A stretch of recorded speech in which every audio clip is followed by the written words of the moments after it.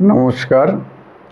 কাছে ও দূরে, দেশে ও বিদেশে সমস্ত শ্রেণীর দর্শক সহ শ্রোতা বন্ধুদের আমার বা আপনাদেরই চ্যানেল শান্তিবার্তাতে সুস্বাগতম। আজকের ভিডিওর বিষয়বস্তু থাম্বনেল দেখেই আপনারা ঠিক অনুমান করতে পারছেন যে বিষয়বস্তু হলো আপনি কি ধনী হতে চান? আপনি যদি ধনী হতে চান তাহলে এই ভিডিওটি অবশ্যই আপনার জন্য। বলুন তো, আজকাল যুগে কে না ধনী হতে চায়? কিন্তু ধনী হতে চাইলে আপনাকে কিছু অভ্যাস ত্যাগ করতে হবে। নাম্বার 1 যেটা আলোচনা করব, প্রথম, যে কোনো কাজ হয়তো আপনি চালু করবেন, কোনো চাকরি বাকরি করেন, তার পাশাপাশি একটা বিজনেস হয়তো কোনো মার্কেটে বা কোথাও চালু করতে মন চাইছে, পুরো প্ল্যান কমপ্লিট, কিন্তু আজ করব কাল করব করে করে করা হচ্ছে না। এই যে কাল বিলম্ব, এটা কখনোই করা যাবে না। হয়তোবা আপনি এখন মনে মনে একটা প্ল্যান করছেন কিন্তু কাজটা আরম্ভ করছেন না। ওই সময়ের মধ্যে হতে পারে অন্য কোনো ব্যক্তি ঠিক আপনি যেটা ভেবে রেখেছেন সেইটাই চালু করে দিলেন, তখন আপনি পিছিয়ে পড়বেন। তাহলে আপনার যে একটা এক্সট্রা ইনকামের স্রোত বা একটা পন্থা আপনি অবলম্বন করতে চাইছিলেন সেটা বন্ধ হয়ে যাচ্ছে। অতএব ধনী হওয়া থেকে আপনি বাধার সম্মুখীন হলেন। 2 নম্বর পয়েন্ট যেটা, যে আমার ইনকাম থেকে খরচা যেন বেশি না হয়। ইনকাম যা হবে খরচা ঠিক তার কম করতে হবে। যদি সাফিসিয়েন্ট একটা ইনকাম সোর্স আমার থাকে তাহলে চেষ্টা করতে হবে মিনিমাম 70% টাকা আমাকে সেভিং করার। 70% যদিও না সম্ভব হয়, 50% সেভিং করার চেষ্টা করতে হবে। সেভিংয়ের কোনো বিকল্প নেই।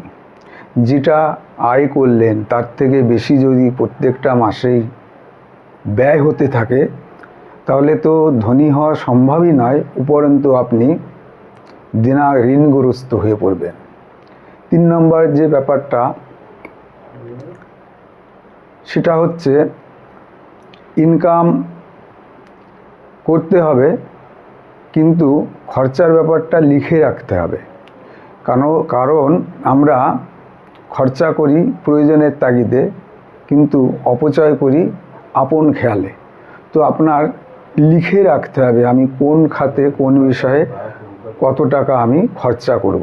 তাহলে দেখবেন যদি আপনি কোনো এক্সট্রা ফালতু খরচা করতে যান ওই মুহূর্তে আপনি বাধাপ্রাপ্ত হবেন, ওই পয়সাটা কিন্তু আপনার সঞ্চয় হবে। 4 নম্বর যে বিষয়টা নিয়ে আলোচনা করব, যে আমরা কোনো রিস্ক নিতে চাই না, এক কাজেই অভ্যস্ত থাকি। আমি হয়তো কোনো কাজের সঙ্গে যুক্ত আছি, তার সঙ্গে যদি কোনো পার্ট টাইম কাজ করা যায় সেটা আমাকে করতে হবে। যদিও সেখানে হয়তো কিছু রিস্ক নিতে হবে, সেটা ফাইন্যান্সিয়াল হোক বা যে কোনো, রিস্কটা নিতে হবে। জীবনে রিস্ক না নিতে পারলে ধনী হওয়া সম্ভব না। যারা আজকাল খুব বড় বড় শিখরে পৌঁছেছেন তাদের লাইফ হিস্ট্রি একটু অনুধাবন করে দেখবেন, বিভিন্ন খাতে বিভিন্ন জায়গায় তারা বড় বড় রিস্ক নিয়েছেন, তাই আজকে তারা সফল। তবে সেটা বুঝে শুনে চিন্তা ভাবনা করে রিস্কটা নিতে হবে, ঝুঁকি নেওয়া শিখতে হবে। ঝুঁকি না নিলে সাকসেস হওয়া খুবই মুশকিল। 6 নম্বরে যে পয়েন্টটা বলবো, টাকা খরচা করতে হবে প্রয়োজনের তাগিদে কিন্তু লোক দেখানোর জন্যে নয়। আমরা অনেকেই করি যে আমার কোনো সহকর্মী আইফোন নিলেন, আমার কাছে অন্য স্মার্টফোন আছে তথাপিও আমি একটা আইফোন নিয়ে নিলাম, হয়তো ক্রেডিট কার্ডে সেটা দিনা করে আমি নিলাম। সেটা লোক দেখানোর জন্য এরকম ফ্যাশন দেওয়াতে অর্থ সঞ্চয় তো হবেই না, উপরন্তু মাসের শেষে ঋণগ্রস্ত হয়ে যেতে হবে। সুতরাং এমন কোনো কাজ করা যাবে না যেটা কিনা শুধুমাত্র লোক দেখানোর জন্য, সেটা করে কোনো লাভ নেই, আলটিমেটলি ক্ষতিই হবে। 7 নম্বর যে পয়েন্ট সেটা হচ্ছে, যে বন্ধুবান্ধব আমাদের ভুল পরামর্শ দেন তাদের সান্নিধ্য ত্যাগ করতে হবে।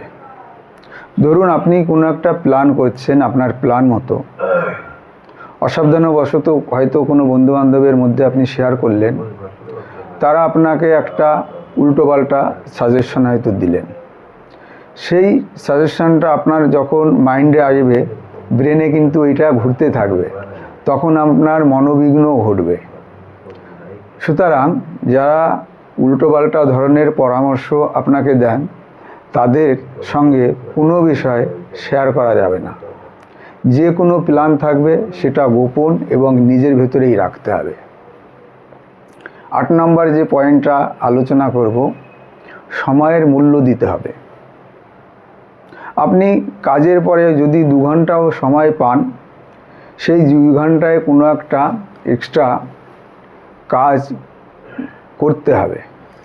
যে কোনো একটা কাজের ভেতরে নিজেকে নিয়োগ করতে হবে।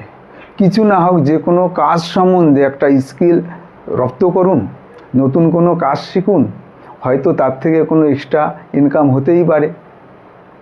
যে কোনো কাজ, সেটা কম্পিউটার হোক বা অন্য কোনো কাজ হোক, যে কোনো একটা স্কিল লেভেলের নিজেকে ডেভেলপ করুন, ভালো কাজ একটা শিখুন, সেটা ফিউচারে আপনার কাজে লাগতে পারে বা পার্ট টাইম জব হিসাবে আপনি সেটাকে কাজে লাগাতে পারেন, কিছু অর্থ উপার্জন হবে। তো এইভাবে সময়ের মূল্য দিতে হবে।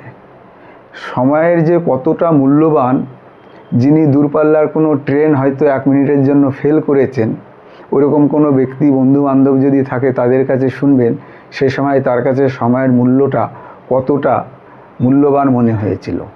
সুতরাং সময়কে বিফলে দিলে হবে না। বিভিন্ন রকম খোশ গল্প, আড্ডা, ঘোরাফেরায় কাটিয়ে দেওয়া যাবে না। ওই সময় কোনো নিজের স্কিলটাকে ডেভেলপ করতে হবে, না হয় কোনো নতুন কাজ শিখতে হবে, না হয় কোনো পার্ট টাইম, যে কোনো ছোটো হোক, কোনো কাজ ছোট হয় না। আমরা অনেকেই ধারণা করি ভালো বেতন পাচ্ছি আমি সাকসেস। অ্যাকচুয়ালি সাকসেস বলে কিছু হয় না, ইমপ্রুভ হয়। হয়তো আজকে কেউ 10 টাকা ইনকাম করছে, কালকে 15 টাকা করবে, পরশু দিন 20 টাকা হবে, তারপরে 25 টাকা, এরকমভাবে সে ইমপ্রুভ করে ধীরে ধীরে। তো এরকম আমাদের ধীরে ধীরে স্কিল লেভেল, কাজের দক্ষতা, কর্মের দক্ষতা, নতুন কাজ, সেদিকে আমাদের স্কিল লেভেলটা বাড়াতে হবে, নিজেকে ডেভেলপ করতে হবে। ডে বাই ডে কিছু না কিছু নতুন শিখতে হবে।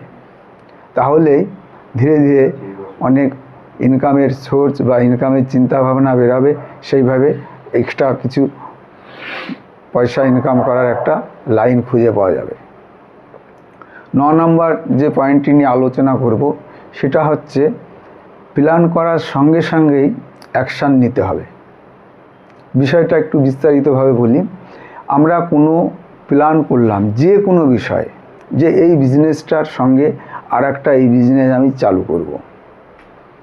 যেরকম হয়তো আপনার একটা নার্সিংহোমের আপনি মালিক, আপনি চাইছেন বেবি খেলনা, বাচ্চাদের খেলনার কোনো একটা দোকান আমার নার্সিংহোমের সামনেই একটা শপ আমি খুলব। আপনি ভাবছেন, এভাবে সপ্তাহ, মাস, বছর কেটে গেল, আপনি অ্যাকশানই নিচ্ছেন না। উপরন্তু ওই টাইমের ভেতরে অন্য কোনো ব্যক্তি এসে সেম জায়গায় যদি ওই ব্যবসাটা চালু করে দেন, তিনি লাভবান হয়ে যাবেন। আপনি ভাবতেই থাকবেন। আপনি প্ল্যান করলেন কিন্তু প্ল্যানের পর কোনো অ্যাকশান নেননি, তাই আপনি ওখানে ফ্লপ হয়ে গেলেন। এটা করা যাবে না। যেটা প্ল্যান করবেন ইমিডিয়েট অ্যাকশান নেওয়ার চেষ্টা করতে হবে, তাহলেই সাকসেস হওয়া যাবে, বা আপনি ধীরে ধীরে নিজেকে ডেভেলপ করতে পারবেন। 10 নম্বর যে পয়েন্টটি বলবো সেটা, লাইফে বা কর্মক্ষেত্রে যেখানেই হোক শর্টকাট কোনো কাজ করা যাবে না। একটা প্রবাদ বাক্য আছে হিন্দিতে, যে জলদি কাম শয়তান কো হোতা হ্যায়। জলদিবাজি যে কোনো কাজ, একটা কাজ করতে হয়তো 2 ঘন্টা লাগবে, সেখানে আপনি যদি চান যে আমি 20 মিনিটে করে দেব, সম্ভব নয়। আর যদি হয় সেখানে সেই কাজটা খুব সুন্দর হবে না, কাজের কোয়ালিটিটা পুয়ার হয়ে যাবে, প্লাস তাড়াতাড়ি করার কারণে কোনো অ্যাক্সিডেন্টও ঘটতে পারে। ভেবে চিন্তে ধীরে সুস্থে তারপরে কাজটা করতে হবে, সময়োপযোগীর সঙ্গে সঙ্গে সুন্দর করে কাজটা করতে হবে। এই যে আমি কয়েকটা পয়েন্ট বললাম, এগুলো যদি ঠিকঠাকভাবে মেনে চলা যায় তাহলে অবশ্যই ধনী হওয়া সম্ভব। তো আমার এই ভিডিও যদি আপনাদের কিঞ্চিত উপকারে লাগে তাহলে অবশ্যই আপনাদের প্রিয়জন বা বন্ধুবান্ধবের মধ্যে শেয়ার করবেন, সাবস্ক্রাইব করে, লাইক করে এবং কমেন্ট করে আমার পাশে থাকবেন। আমি সম্পূর্ণই নতুন, আপনাদের সহযোগিতা একান্তভাবে কামনা করি। তো এই প্রার্থনা করে খুব ভালো থাকবেন, সুস্থ থাকবেন। নমস্কার।